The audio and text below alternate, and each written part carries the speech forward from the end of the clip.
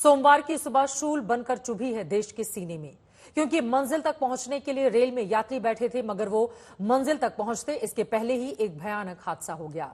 पश्चिम बंगाल की जलपाईगुड़ी में कंचनजंगा एक्सप्रेस में मालगाड़ी ने टक्कर मार दी। यह टक्कर इतनी भयावह थी कि इंजन और बोगी के परखच्चे उड़ गए। हादसे से बेखबर यात्री जहां तहां बिखर गए, चीख पुकार मच गई, चारों ओर मौत का मंजर। अब से थोड़ी देर पहले रेल मंत्री भी उसी जगह पहुंचे। हालात का जायजा लेने के लिए उन्होंने घायल यात्रियों से मुलाकात की है। बड़ी खबर आपको दे दें, बंगाल ट्रेन हादसे पर अभी की बड़ी खबर निकलकर सामने आई है। रेल मंत्री ने वहां पर जो लोग घायल हुए हैं उनसे मुलाकात की है। हादसे के बाद अप लाइन पर ट्रेन सेवा फिलहाल बहाल कर दी गई है। ये इस वक्त की बड़ी जानकारी। न्यू जलपाईगुड़ी की ओर जाने वाली ट्रेन सेवा की बहाली हो गई है, क्योंकि यकीनन बहुत सारी ट्रेनें इसकी वजह से प्रभावित थी। अश्विनी वैष्णव और ममता बनर्जी ने घायलों से मुलाकात की है। पश्चिम बंगाल की मुख्यमंत्री ममता बनर्जी और रेल मंत्री अश्विनी वैष्णव ने जाकर घायलों से मुलाकात की है। ये तस्वीरें आपको दिखा रहे हैं। सवाल बड़ा यह है, 9 मौत का आखिर कौन है जिम्मेदार, जिसने कई सवाल इस देश के सामने रखे हैं, क्योंकि अभी तक ओडिशा के बालासोर में रेल हादसे का दर्द कम भी नहीं हुआ था, तब तक एक और इस तरह का हादसा हो गया जिसने सिस्टम को लेकर कई तरह के सवालों को जन्म दिया है। एक तरफ लगातार रेल मंत्री को लेकर विपक्ष की ओर से सवाल पूछे जा रहे हैं, तो वहीं रेल मंत्री ने मौके पर पहुंचकर हालात का जायजा लिया और उसके बाद घायलों से जाकर मुलाकात की है। ऋत्विक मंडल हमारे संवाददाता जुड़ चुके हैं ज्यादा जानकारी के साथ। था घायलों से जाकर मुलाकात की है रेल मंत्री ने भी, ममता बनर्जी मुख्यमंत्री ने भी। उनके हालात कैसे हैं, तबियत कैसी है, क्या जानकारी मिल रही है, और ट्रेन सेवा बहाल कर दी गई है अपलाइन के, इसको लेकर क्या जानकारी आप देंगे ऋत्विक? देखिए, सबसे बड़ी जानकारी इस वक्त जो मैं मेरे दर्शकों को बता दूं कि जो रेलवे के सूत्रों से हमें मिल पा रही है कि यहाँ पर जो जिस चूक की बात की जा रही है उस पर जो है इशारा रेल की तरफ से कर दिया गया है। जो खबर हमें मिल पा रही है कि जो कांचनजंगा के ट्रेन के जो ड्राइवर है उनको ये निर्देश दी गई थी रेलवे की तरफ से। जो एक पर्ची होता है जिसका नंबर होता है TA912, इसका मतलब होता है कि जहां पर दो ट्रेनों स्टेशन के बीच यानी रंगापानी और उसके साथ साथ चौटेरहाट, इस दोनों ट्रेनों के स्टेशन के बीच जो है हिस्सा है वहां पर ऑटोमेटेड जो रेलवे सिग्नलिंग सिस्टम है वो खराब था और उसके लिए एहतियातन उस ड्राइवर को ये हिदायत दी गई थी कि वो ट्रेन धीरे धीरे से वहां से गुजरेंगी और उसके साथ साथ जो रेलवे स्टाफ है स्टेशन और उसके साथ साथ फाटक में वो मैनुअल सिस्टम यानी हरी झंडी या फिर लाल झंडी जब दिखाएंगे तब गाड़ी धीरे से आगे बढ़ेगी। तो यही कारण इस गाड़ी का धीरे रफ्तार कम था। लेकिन सवाल इसमें पैदा होता है कि जहां पर इस तरीके के निर्देश था तो पीछे से, जहां पर रेलवे अधिकारी का कहना है, CPRO खुद कहा है कि पीछे से आती हुई जो गुड्स ट्रेन है उसकी रफ्तार ज्यादा था।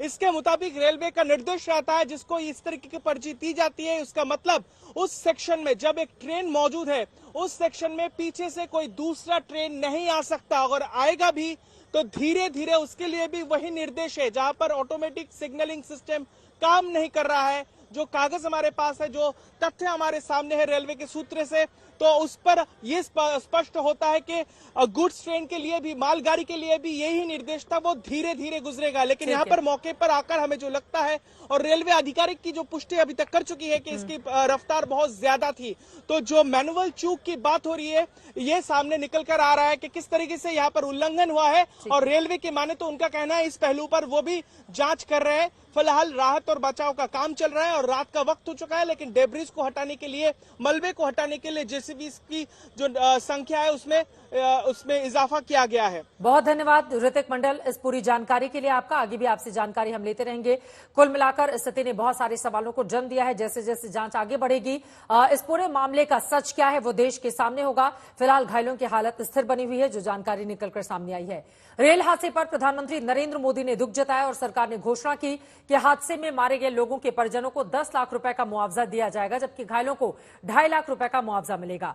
आंशिक रूप से घायलों को 50,000 रुपए का मुआवजा दिया जाएगा। इन सबके बीच रेल मंत्री अश्विनी वैष्णव घटनास्थल पर पहुंचे, हालात का जायजा लिया और उसके बाद अस्पताल में जाकर घायलों से मुलाकात की। वो तस्वीरें भी इस वक्त आपके सामने हैं। अभी हमारा सारा फोकस है, रेस्क्यू ऑपरेशन कंप्लीट हुआ है, अभी रेस्टोरेशन पे पूरा फोकस है। ये पॉलिटिक्स का समय नहीं है, अभी सारा फोकस होना चाहिए रेस्क्यू और रेस्टोरेशन पे। पैसेंजर सेफ्टी के लिए बहुत बड़ा फोकस है, कंप्लीट फोकस है, जैसा आप स्वयं जानते भी हैं। ये टक्कर आज सुबह 9 बजे के आसपास उस समय हुई जब कंचनजंगा एक्सप्रेस अगरतला से सियालदाह जा रही थी। इस टक्कर में कंचनजंगा एक्सप्रेस के 2 डिब्बे डीरेल हो गए। हर तरफ चीख पुकार मच गई। टक्कर लगने की वजह से ट्रेन की बोगियां पटरी से उतर गईं। इस हादसे में 9 लोगों की जान जा चुकी है। আমরা এখন পর্যন্ত যেটা খবর পেয়েছি 9 জন মারা গিয়েছে, বডিজ এনবিএমসিএইচ তে আছে। যখনই আমরা খবর পেলাম আমরা সঙ্গে সঙ্গে অ্যাম্বুলেন্সকে মোবিলাইজ করলাম, আমাদের ফায়ার টেন্ডারকে মোবিলাইজ করলাম, আমাদের মেডিকেল টিম এখানে পৌঁছলো, আমাদের সিভিল ডিফেন্স ভলেন্টিয়াররা এখানে পৌঁছলো, সঙ্গে সঙ্গে রেস্কিউ অপারেশন চালু করা হলো। এখন 39 মানুষ অ্যাডমিট আছে এনবিএমসিএইচ তে, আর 6 জন অ্যাডমিট আছে ফাঁসিদেবা রুরাল হসপিটালে, আর 9 জন ডিসচার্জও হয়ে গিয়েছে ঠিক হয়ে। सवाल यह है कि ये ट्रेन हादसा हुआ कैसे। रेलवे बोर्ड की चेयरमैन और सीईओ से हमारे संवाददाता ने बहुत सारे सवालों को लेकर बातचीत की है। क्या जवाब मिला, सुनिए। अभी तक सिर्फ प्राइमा फेसी इंफॉर्मेशन है, जिससे ऐसा लगता है कि एक सिग्नल का डिसरिगार्ड हुआ है, पर डिटेल तो हमें इंक्वायरी के बाद ही हम कंफर्म तरीके से तभी बता पाएंगे। क्या लगता है आपको कि क्यों सिग्नल जो है वो नहीं दिखा, ओवरशूट हो गया, क्या लगता है आपको? ये हम नहीं कह सकते, क्योंकि होना नहीं चाहिए। बहुत रेस्ट के बाद, अपने कंप्लीट रेस्ट के बाद ड्राइवर साहब आए थे और उनके साथ असिस्टेंट भी थे, और दोनों लोग इस हादसे में उनके साथ we don't know what exactly happened. ये टक्कर कितनी जोरदार थी इसका अंदाजा इस बात से लगाइए कि टक्कर के बाद एक्सप्रेस ट्रेन की बोगी मालगाड़ी के इंजन के ऊपर आ गई, जहां सिर्फ मालगाड़ी के ड्राइवर ही नहीं बल्कि कंचनजंगा एक्सप्रेस के गार्ड की भी जान चली गई। जो मालगाड़ी का जो लोको पायलट है वो अभी भी जो इंजन है उसमें अटके रहने का संभावना है, तो उसी के लिए जो रेल का आधिकारिक लोग हैं उनको निकालने का कोशिश कर रहे हैं। ये भी देखिए बिल्कुल जारी है, जो मालगाड़ी का जो लोको पायलट है उनको निकालने का कोशिश जारी है। कई 25 से 30 से भी ज़्यादा लोगों की जो घायल होने का संभावना है, लेकिन ये संख्या और भी बढ़ सकता है। और आपको बता दें कि इस वक्त रेल के आधिकारिक और आरपीएफ और टीम, एनडीआरएफ का टीम वो भी मौके पे पहुंची है, और लगातार कोशिश किया जा रहा है कि जो लोग अभी भी ट्रेन के डिब्बे के अंदर अटका हुआ है उनको निकाला जाए, सही से उनको सेफली उनको निकाल के, और जो घायल है उनको भी मेडिकल पहुंचाया जाए। पूरी जारी है कोशिश, और पूरे घटना में जो लोग अभी पैसेंजर जो घायल है उनको भी निकालने का कोशिश बिल्कुल जारी है। और मौके पे दार्जिलिंग पुलिस की एएसपी और पुलिस की और हायर ऑफिसर्स लोग वो भी मौके पे पहुंची है। पूरी घटना का छानबीन किया जा रहा है। सिलीगुड़ी रंगापानी इलाका से जॉयदीप बाग, आज तक।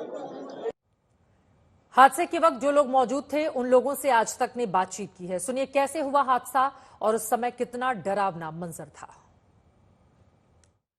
जब घटना घटा तब आप कहाँ थे? ट्रेन के अंदर? मैं ट्रेन के अंदर था। तो क्या आवाज कैसा आया आपको? आवाज मतलब मेरा तो B1 कुछ था, बहुत जोर से मतलब झटका दिया है। तो जैसे झटका दिया तो सब ऐसे बोल रहा था कि एक्सीडेंट हो गया, एक्सीडेंट हो गया। हम भी चिल्ला रहा था, सब रो रहा था। फिर हम तुरंत बाहर आके देखा कि यहाँ पीछे से एक्सीडेंट हुआ है ट्रेन का। अच्छा, तो अभी क्या है, कितने लोगों की मौत हुई है? कुछ आपने देखा है कुछ, या आपके बोगी में कितने लोग इंजर्ड मेरा हुए हैं? बोगी में तो मैं एक इंजर्ड हुआ, मेरे सिर में लगा है, बाद बाकी किसी का नहीं हुआ है। ऐसे तो पीछे से देख रहा था 2-3 आदमी आपका क्या डेथ हुआ है, हमें यही देखा है।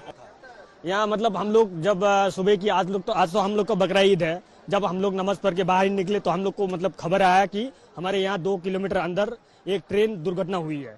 तो हम लोग जो है मतलब इसको तो लाइव नहीं देखा, हम लोग सुना, फिर जाकर मतलब जब हम लोग को पता चला फिर हम लोग यहाँ स्पॉट आके अभी देख रहे हैं। ये तो जो है बहुत, क्या देख रहे हैं आप, क्या नजर यहाँ तो मतलब जो है एक ट्रेन शायद खड़ी हुई थी और एक ट्रेन आगे जो है इनसे टकरा गई शायद। एक ही लाइन पे, एक ही पटरी पे था? जी हाँ, एक ही पटरी पे शायद एक ट्रेन खड़ी थी या जा रही थी, शायद स्लो थी, और मतलब एक ट्रेन आ रही थी, आके जो है मतलब ऐसी दुर्घटना हुई।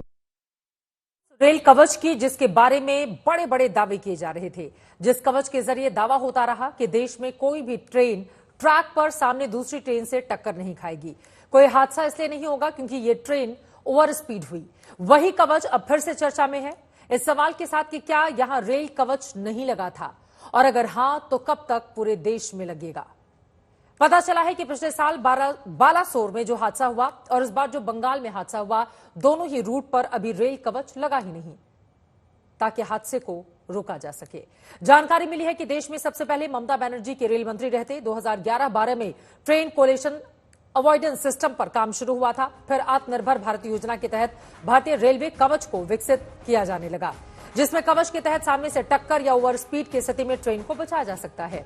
8 साल पहले फरवरी 2016 में पहली बार पैसेंजर ट्रेन में इस कवच सिस्टम का ट्रायल हुआ था, लेकिन अभी देश में कुल जमा 1465 रूट पर किलोमीटर पर ही कवच सिस्टम काम कर रहा है।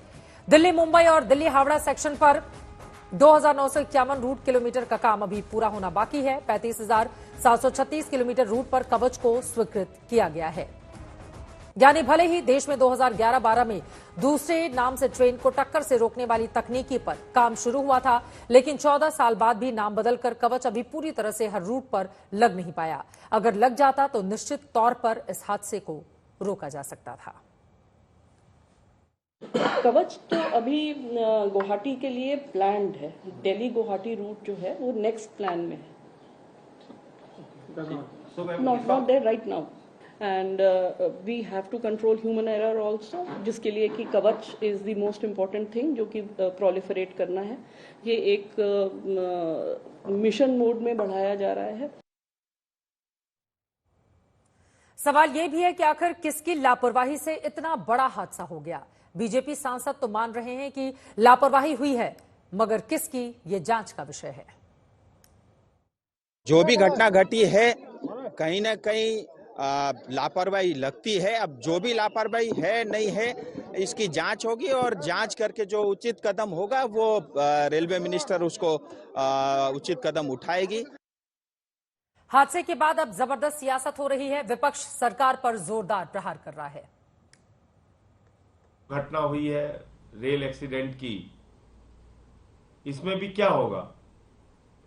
कोई जांच कमेटी बिठाई जाएगी, 2-4-10 वक्तव्य दिए जाएंगे, बाद में सब लीपापोती करके खत्म।